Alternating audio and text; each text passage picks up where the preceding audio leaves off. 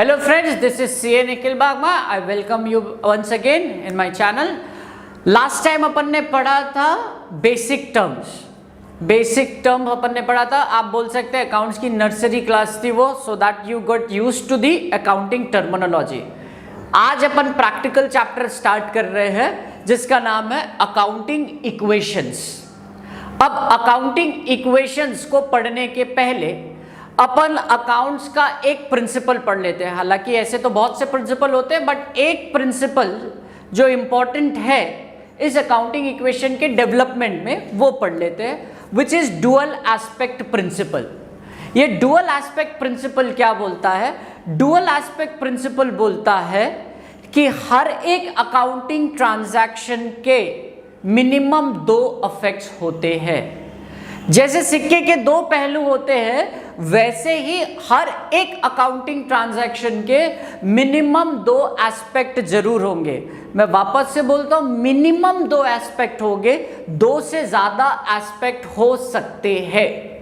सो ये accounting equation जिस पे बना है that is dual aspect principle. Example के तौर पे अगर मैं आपको समझाऊं तो अगर अपन ने फर्नीचर खरीदा है तो हमारे पॉइंट ऑफ व्यू से दो एस्पेक्ट क्या हुआ? हमारे पास फर्नीचर आया और हमारे पास से कैश गया. हमारे पास फर्नीचर आया और हमारे पास से कैश गया. सो ये दो एस्पेक्ट हो गया.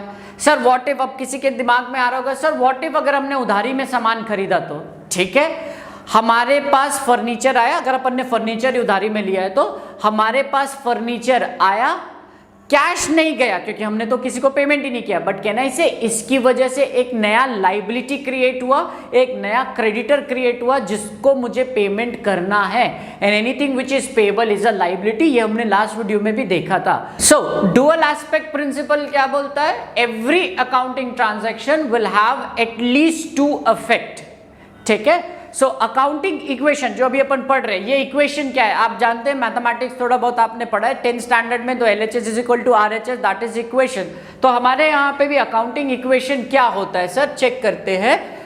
Assets is equal to capital plus liabilities.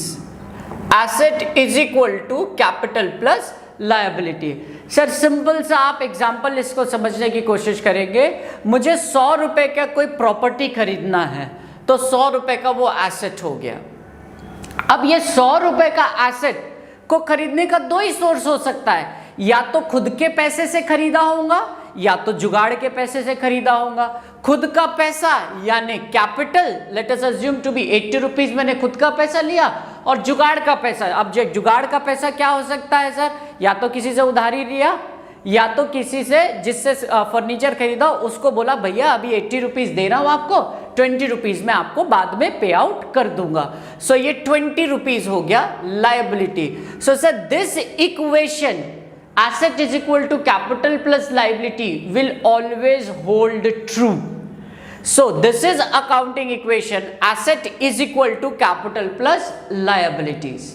ठीक, so ये basic फंडा हमारा अकाउंटिंग इक्वेशन का होता है. Now coming to the practical aspect of accounting equation. Sir original आपका तो asset is equal to capital plus liability होता है बेटा.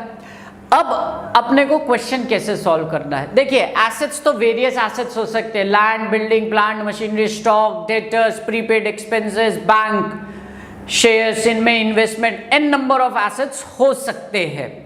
बट हर क्वेश्चन में इतने सारे एसेट्स अफेक्ट हो जरूरी नहीं है. तो अब अपन क्या करेंगे, ये एसेट्स की जो ब्रॉड कैटेगरी है उसको अपन सब डिवाइड कर देंगे. सब डिवाइड कर देंगे का मतलब क्या है? पहले अपन क्वेश्चन पढ़ेंगे, क्वेश्चन पढ़ के देखेंगे इस पर्टिकुलर क्वेश्चन में कौन कौन से एसेट्स है जो अफेक्ट हो रहे हैं. आपको अकाउंटिंग इक्वेशन में कैसे क्वेश्चंस आएंगे? आपको वेरियस ट्रांजैक्शन दे दिए जाएंगे, 4, 5, 6, 7, 8, 9 डिपेंडिंग अपॉन दी कितने मार्क्स का है. मिनिमम आप 3 से 4 मार्क्स का आप एक्सपेक्ट करिए फॉर द 11th स्टैंडर्ड, और मैक्सिमम 8 मार्क्स. तो 6 से 7 ट्रांजैक्शन मैक्सिमम होना चाहिए, मिनिमम 3 ट्रांजैक्शन. तो पहले अपन पूरे तीनों चारों ट्रांजैक्शन को पढ़ लेंगे. फिर एक रफ नोट बना के रख लेंगे कि इस पर्टिकुलर क्वेश्चन में मैक्सिमम कितने एसेट्स अफेक्ट हो रहे हैं। फॉर एग्जांपल मैं आपको बोलता हूं स्टार्टेड बिजनेस विथ कैश, तो इसमें क्या हुआ, कैश और कैपिटल, तो मैंने एसेट्स में एक पॉइंट लिख दिया कैश का, ठीक। कैपिटल अपने में एक खुद से हेड है तो उसको अपन सब डिवाइड नहीं करते। सेकेंड ट्रांजैक्शन मैंने सोचा कि परचेज गुड्स फॉर कैश, मतलब मैं सामान खरीद रहा हूं। अब ये गुड्स वर्ड जो है उसमें होगा क्या बेटा, आपके पास सामान आएगा और जेब से पैसा जाएगा। तो इस ट्रांजैक्शन में कौन कौन सी दो चीज इफेक्ट हो गई, एक तो अफेक्ट हो गया गुड्स जिसको हम बोलेंगे स्टॉक, एंड दूसरा आपका कैश जो ऑलरेडी अपन ने लिख लिया है। तो अभी अपन क्या कर रहे हैं बच्चे, एसेट्स को सब डिवाइड कर रहे हैं based upon the given information, ठीक। तीसरा ट्रांजैक्शन मैं ये बोलता हूं purchased furniture on credit. On credit मतलब उधार में खरीदे अपन ने, परचेज फर्नीचर ऑन क्रेडिट। तो अब इसको सोचो तो कौन से दो ट्रांजैक्शन या दो चीज अफेक्ट हुई, एक फर्नीचर आया, आपके जेब से पैसा नहीं गया क्योंकि ये उधारी का ट्रांजैक्शन था, तो कहना इसे एक नया लाइबिलिटी क्रिएट हुआ जिसको अपन बोलते हैं क्रेडिटर। सो आपके पास एसेट्स कौन से आए, फर्नीचर। सो ये एसेट्स का मेरा इस पर्टिकुलर एग्जांपल के हिसाब से मैक्सिमम क्लासिफिकेशन हो गया, इज इक्वल टू कैपिटल और प्लस लाइबिलिटी की जगह, लाइबिलिटी का भी जैसे वेरियस सेगमेंट्स हो सकते हैं, बैंक ओवरड्राफ्ट हो सकता है, क्रेडिटर्स हो सकता है, आउटस्टैंडिंग एक्सपेंसेस हो सकता है, लोन हो सकता है। सो अगेन जैसे आपने एसेट्स को सब डिवाइड किया, अब आप लाइबिलिटी को सब डिवाइड करोगे, मतलब अगेन क्वेश्चन पढ़ेंगे कौन कौन सी लाइबिलिटी आ रही है उसका कॉलम बना लेंगे। सब डिवाइड का मतलब आप समझ जाइए आप कॉलम बना रहे हैं। सो अभी हमारे एग्जांपल में आया था creditor for furniture, creditor for furniture. Sir सिर्फ क्रेडिटर लिख दूं तो चल जाएगा क्या, चल जाएगा, कोई बात नहीं है, बट मैं यहाँ डिस्टिंक्शन इसीलिए कर रहा हूं क्योंकि जनरली हम क्रेडिटर वर्ड से समझते हैं वो पर्सन जिससे अपन ने उधारी में सामान खरीदा है, सामान मतलब stock. So it would be better कि आप क्रेडिटर फॉर गुड्स अलग रखो, क्रेडिटर्स फॉर एक्सपेंसेस अलग लिखो, and if it is creditor for any other assets उसको अलग लिखो। आप सिर्फ क्रेडिटर भी लिखोगे तो कोई गलती नहीं है। सो आप चेक देखेंगे हमने जो अभी एग्जांपल डिस्कस किया है उसके हिसाब से इतना सेगमेंट बन रहा है, ठीक है। हर क्वेश्चन में इतना बने जरूरी नहीं है क्योंकि किसी क्वेश्चन में हो सकता है डेटर भी आ जाए, किसी क्वेश्चन में हो सकता है बिल्डिंग आ जाए, किसी क्वेश्चन में हो सकता है आउटस्टैंडिंग एक्सपेंसेस भी आ जाए। सो ये एक सिर्फ एक जनरल एग्जांपल है। अब अकाउंटिंग इक्वेशन कैसे सॉल्व करेंगे, सर कैसे करते हैं अपन, ट्रांजैक्शन पढ़ेंगे अपन, इनमें से कौन सी चीज अफेक्ट हो रही है उसके कॉलम में लिख देंगे। मैं थोड़ा सा इजी बनाने के लिए फिलहाल ये कॉलमनर बना देता हूं, आप कॉलमनर नहीं भी बनाओगे तो चलेगा, आपने बट कॉलम बना लिया तो थोड़ा सा कंफ्यूजन दूर हो जाएगा। जो चीज आ रही है या प्लस हो रही है उसके कॉलम में प्लस लिख देंगे, और जो चीज माइनस हो रही है, नेगेटिव हो रहा है, तो अकाउंट्स में नेगेटिव शो करते ब्रैकेट से। जैसे पहला अपन ने पढ़ा था started business with cash, started business with cash. तो ये जो अकाउंटिंग इक्वेशन बन रहा है बेटा, ये किसके पॉइंट ऑफ व्यू से सोचना है अपने को, बिजनेस के पॉइंट ऑफ व्यू से सोचना है, बिजनेस के पॉइंट ऑफ व्यू से, नॉट फ्रॉम बिजनेसमैन के पॉइंट ऑफ व्यू से। So started business with cash मतलब बिजनेस में पैसा आया, पैसा आया मतलब कैश 10,000, ठीक। अब किसकी वजह से आया, कैपिटल की वजह से आया। आप चेक कर सकते हैं LHS is equal to RHS, ठीक। सेकेंड हमने क्या पढ़ा था, goods purchased, goods purchase for cash, let us take it for 4,000।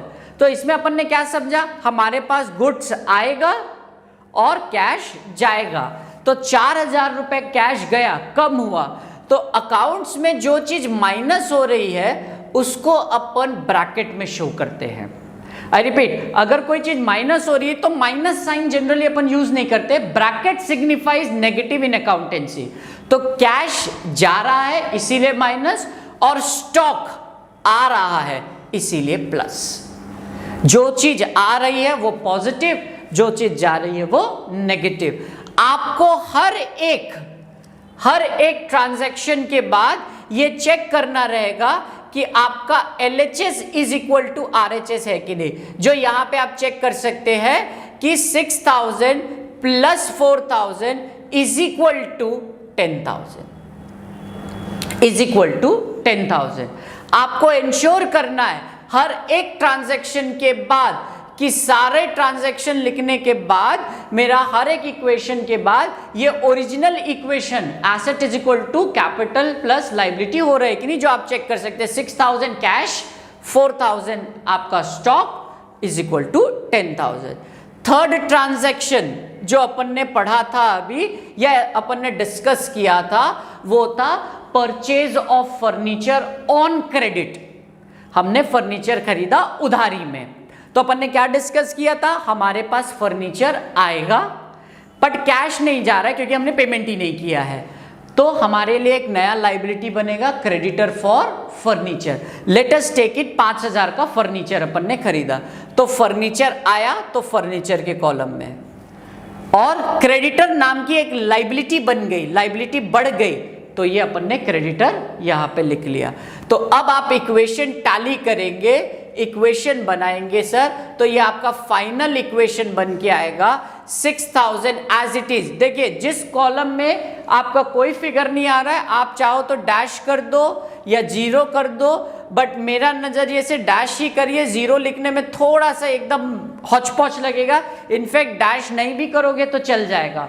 तो देखेंगे 6000 dash is equal to 6000, same way 4000 as it is plus 5000 is equal to capital as it is 10,000 and creditor for furniture 10,000। so ये हमारा final equation हो गया कि 6000 plus 4000 plus 5000 is equal to 10,000 of capital and 5,000 of creditor for furniture. आप check कर सकते हैं 6 plus 4 plus 5 15 is equal to 10 plus 5 where LHS is equal to RHS। Original equation जो हमारा है asset is equal to capital plus liability, हर एक transaction के बाद ये टैली होगा या होना चाहिए। अगर टैली नहीं है तो हम कुछ गलती कर रहे हैं या हमारा कुछ मिस्टेक है। चलिए, तो अपन ने अभी बेसिक अकाउंटिंग इक्वेशन एक फॉर्मेट समझा, अपन ने एक एग्जांपल के थ्रू समझा, अब अपन एक क्वेश्चन सॉल्व करते हैं, ठीक है। So now without wasting time let us start with the question. So जैसा अभी आपने पिछले उसमें स्क्रीन में देखा था, क्वेश्चन अपन डिस्कस करने वाले थे, क्वेश्चन नंबर 1 अपन पढ़ने वाले थे। हम अभी जो क्वेश्चन बुक रेफर कर रहे हैं TS Grewal 2022 edition, the latest edition, उसको फॉलो कर रहे हैं।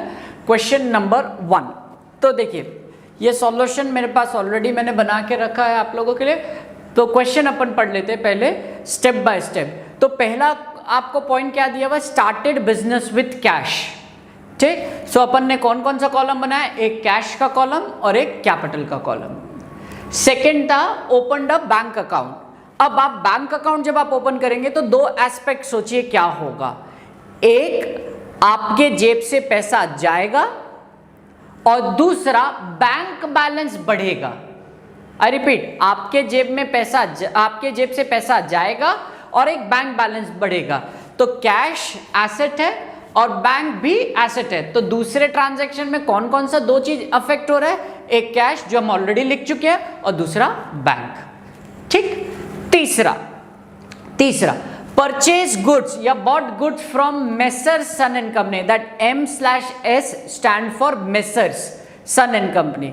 अब बेटा ध्यान से सुनेंगे, जब भी कोई पार्टी का नाम दिया हुआ है इसका मतलब है वो क्रेडिट ट्रांजैक्शन है, चाहे वो परचेज हो चाहे वो सेल्स हो। समझिएगा, परचेज गुड्स का मतलब है सामान खरीदे और कैश गया। परचेज गुड्स फ्रॉम राम, इसका मतलब है ये क्रेडिट ट्रांजैक्शन है। मतलब सामान खरीदे बट आपने राम को पेमेंट नहीं दिया तो राम क्रेडिटर बन गया। तो वही लॉजिक यहां पे भी है, bought goods from messrs son and company. तो नाम दिया हुआ है ट्रांजैक्शन में किसी ऑर्गेनाइजेशन का, इसका मतलब ये क्रेडिट ट्रांजैक्शन है, मतलब आपने सामान खरीदा स्टॉक बट पेमेंट नहीं दिया, तो वो सामने वाला पार्टी क्या बन जाएगा आपके लिए, क्रेडिटर, वो ऑर्गेनाइजेशन जिसको पेमेंट देना है। तो यहां पे अपन ने नाम लिखा, देखिए क्रेडिटर का अगर नाम दिया हुआ होता है तो इट इज ऑलवेज एडवाइजेबल कि आप नाम लिख दीजिए मेसर सन एंड कंपनी, और मैंने नीचे में लिख दिया क्रेडिटर। ठीक है, ठीक। तो ये messrs son and company advisable है कि आप क्रेडिटर्स अगर नाम दिया हुआ है तो नाम लिख लेंगे और नीचे में आप क्रेडिटर लिख लीजिए, चल जाएगा। ठीक है, नाम दिया हुआ है राम श्याम XYZ, तो बेहतर है ऊपर XYZ राम श्याम लिख लियो, नीचे क्रेडिटर लिख लेते। ठीक, अब आते हैं सॉल्यूशन में। पहला देखिए फॉर्मेट, देखिए कैसा होता है, सीरियल नंबर, यहाँ पे आपको ट्रांजैक्शन के नंबर लिखने हैं, ट्रांजैक्शंस लिखने रहेंगे, एंड वेरियस, ये चीज तो अपन ने डिस्कस कर लिया है। पहला transaction, started business with cash, cash आया, कैपिटल की वजह से आया। Second transaction, open the bank account, जैसे अपन ने डिस्कस किया था, कैश कम होगा इसीलिए negative figure, but bank balance बढ़ेगा, बैंक भी तो एसेट है, पॉजिटिव फिगर। कैश कम हुआ, बैंक बढ़ गया, दी एसेट। देखिए जो चीज अफेक्ट नहीं हो रही ना, मैं वहां पे कुछ नहीं लिखता, और मैं एडवाइस भी करता हूं कुछ मत लिखो, वरना 0-0, कई जगह पे 0-0 लिखवाएंगे स्कूल में, आपको कहीं पे डैश करवाएंगे, but I do not recommend, क्योंकि वो फिर थोड़ा सा क्लमजी दिखता है। But choice is all yours, लिख लोगे तो भी कोई फर्क नहीं पड़ेगा, और नहीं लिखोगे तो भी एज सच कोई फर्क नहीं पड़ना चाहिए। ठीक, तो इक्वेशन आपका बन गया 45 minus 4500, 40,500, 4,500 is equal to 45,000. 40,500 plus 4,500 is equal to 45,000. Next transaction, bought goods. ठीक, तो सामान खरीदे तो स्टॉक आया, सामान खरीदे तो स्टॉक आया। अब क्योंकि ये उधार का ट्रांजैक्शन था तो messrs son and company the creditor में 11,200 अपन ने लिख लिया। सो हमारा फाइनल इक्वेशन बन के आया 40,500 plus 4,500 plus 11,200 is equal to 45,000 plus 11,200। ये आखिरी इक्वेशन के बाद आप नीचे टोटल लिखेंगे कि किस अमाउंट में आपका अकाउंटिंग इक्वेशन जो है वो टैली हुआ। आई रिपीट, आखिरी इक्वेशन के बाद, हर इक्वेशन के बाद हम चेक करेंगे कि टैली हो रहा है कि नहीं, बट लास्ट ट्रांजैक्शन के बाद आप देखेंगे कि किस अमाउंट पे टैली हो रहा है। ठीक है, तो this is how your accounting equation will work. ठीक, चलिए तो अब देखते हैं अपन कुछ एक क्वेश्चन सॉल्व कर देंगे, तो कुछ बेसिक ट्रांजैक्शन देखते हैं जो वेरी रेलेवेंट है, वेरी कॉमन है, जो आपको एग्जाम में 100% पूछेगा ही। सोल्ड गुड्स कॉस्टिंग 10,000 फॉर 12,000, मतलब 10,000 की चीज 12,000 में बेचे। ठीक, तो 10,000 की चीज अगर आप 12,000 में बेचे तो आपने देखा होगा, मैंने वीडियो के स्टार्टिंग में बोला था हर एक ट्रांजैक्शन का मिनिमम 2 इफेक्ट होता है। मिनिमम 2 इफेक्ट मतलब 2 से ज्यादा भी पॉसिबल हो सकता है, जो अब आप देखेंगे 2 से ज्यादा कैसे आएगा सर। ठीक, सो 10,000 की चीज अगर आप 12,000 में बेचोगे तो आपके पास 12,000 रुपए कैश आएगा, कैश का ट्रांजैक्शन है ये। 10,000 रुपए स्टॉक से कम होगा। ठीक, सो आपके ये जो कैपिटल है 10 का चीज 12 में बेचोगे तो 2,000 का प्रॉफिट है। प्रॉफिट किसको बिलोंग करता है, ओनर को बिलोंग करता है, और ये कैपिटल किसको रिप्रेजेंट कर रहा है, कैपिटल ओनर को ही रिप्रेजेंट कर रहा है। तो ये 2,000 रुपीज अपन क्या करेंगे, कैपिटल में ऐड कर देंगे। वापस से देखेंगे सर, वेरी इंपॉर्टेंट एस्पेक्ट है कि 10,000 की चीज अपन ने 12,000 में बेचा है, 10 का स्टॉक, तो हमारे गोडाउन से कितने का स्टॉक जाएगा, एब्सोल्युटली 10 का ही, बट हमारे गल्ले में, हमारे बॉक्स में कितना रुपए आएगा, 12,000 रुपए आएगा। ठीक, और 2,000 का प्रॉफिट। वही अगर लॉस होता, 12 की चीज अगर 10 में बेचते तो 10,000 कैश में आता, स्टॉक से 12 माइनस होता, अब ये लॉस है तो उस केस में लॉस कैपिटल से माइनस हो जाता। तो ये आपका इक्वेशन बन जाएगा, ये 22,000 प्लस 10,000 इज इक्वल टू 32,000। तो आप समझेंगे हर वो चीज जिससे आपका प्रॉफिट बढ़ रहा है वो कैपिटल में ऐड होगा, हर वो चीज जिससे आपका कैपिटल बढ़ रहा है वो प्रॉफिट जो हो रहा है वो कैपिटल में ऐड होगा। अब यही अगर क्रेडिट ट्रांजैक्शन होता, सपोज अपन ने गुड्स बेचा है बट अपने को पैसा नहीं मिला, सेम चीज है, 10 की चीज 12 में बट उधार में बेचे, तो उस केस में हमारा एक नया एसेट बन जाएगा, क्या? डेटर। डेटर मतलब वो बंदा जिसको अपन ने उधार में सामान बेचा है बट अभी तक पैसा नहीं मिला है। तो उस केस में बाकी सब कुछ सेम रहता, बस कैश की जगह आपका डेटर आ जाता 12,000। स्टॉक अभी भी 10 से बाहर जाता, 2,000 का अभी भी प्रॉफिट होता तो वो कैपिटल में ऐड होता, बस पैसा नहीं मिला इसीलिए अपन कैश में ऐड नहीं करेंगे, हमारे लिए एक नया एसेट क्रिएट हो गया विच इज डेटर। तो इक्वेशन बन जाता 10,000 plus 12,000 plus 10,000 is equal to 32,000। एक लास्ट ट्रांजैक्शन अपन देख लेते हैं आज के लिए। Last transaction expenses paid. Expenses paid, कोई भी एक्सपेंसेस हो सकता है, रेंट हो सकता है, इलेक्ट्रिसिटी एक्सपेंस हो सकता है, सैलरी हो सकता है, कोई भी एक्सपेंसेस हो सकता है। ठीक, तो आप सोचेंगे जब भी आप खर्चा पे करते हो तो आपके जेब से कैश जाएगा। लेट अस अज्यूम 4,000 रुपए कैश गया। ठीक, अब कैश गया, हर खर्चा आपके प्रॉफिट को क्या करता है? कम करता है। तो मैंने आपको क्या बोला था, हर वो चीज जिससे आपका प्रॉफिट बढ़ रहा है उसको आप कैपिटल में ऐड कर रहे हो, तो हर वो चीज जिससे आपका प्रॉफिट कम हो रहा है उसको आप क्या करोगे? कैपिटल से माइनस। सो एक्सपेंसेस जो होगा वो कैश से माइनस अगर आपने पे किया है तो, एंड कैपिटल से तो हर बार वो माइनस होगा ही। तो आपका फाइनल इक्वेशन इस पर्टिकुलर एग्जाम्पल के लिए बन गया 6,000 plus 12,000 plus 10,000 is equal to 28,000।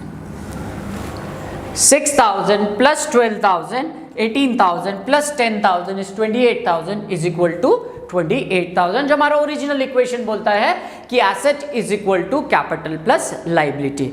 अब अभी तक के ट्रेंड के हिसाब से मैंने देखा कि बच्चे कई बार कंफ्यूज होते हैं एक्सपेंस और एसेट में। एक्सपेंस ही जो है वो कैश और कैपिटल से माइनस होगा। अगर आप कोई एसेट खरीद रहे हो तो वो कभी भी कैपिटल से माइनस नहीं होगा। जैसे यहाँ पे एक्सपेंसेस पेड, कैश से माइनस, कैपिटल से माइनस। यही होता फर्नीचर परचेज्ड, तो कैश से माइनस, और हमारे यहाँ पे एक नया एसेट का कॉलम बन जाता फर्नीचर का, कैपिटल से वो माइनस नहीं होता। तो ये बहुत इंपॉर्टेंट आपका है जो लगभग आपको हर एक क्वेश्चन में मिल जाएगा। ठीक है, so this was about accounting equation. अपन ने बेसिक फंडा पढ़ा, एक एग्जांपल देखा और एक क्वेश्चन देखा, और साथ में कुछ दो अलग सा ट्रांजैक्शन देखे जो आपको क्वेश्चंस में मोस्ट लाइकली पूछेगा ही पूछेगा। ठीक, सो होप आपको ये वीडियो पसंद आया होगा एंड आपका बेसिक फंडा अकाउंटिंग इक्वेशन को लेके तो एटलीस्ट क्लियर हुआ होगा।